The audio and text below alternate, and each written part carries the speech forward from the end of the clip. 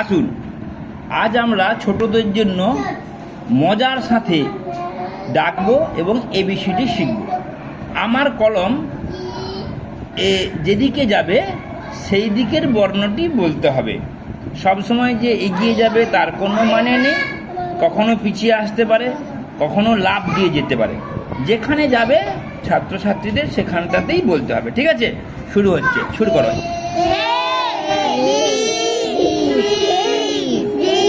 সবাই হাত দেবে না, আমার কলম হাত দেবে। হাত ছড়াও।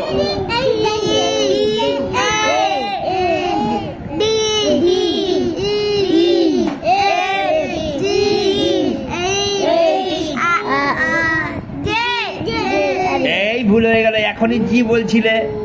জি, এটার নাম জি।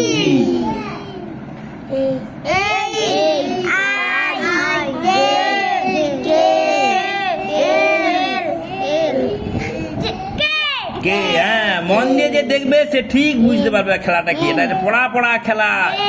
যে এন বলছে কেন? যে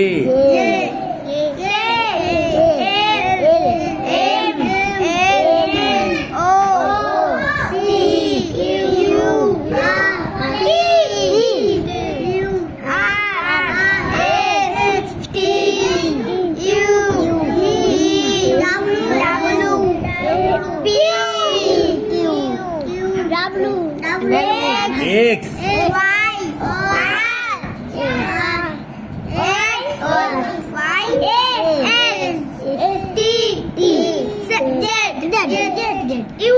এবার নিচে উপরে F M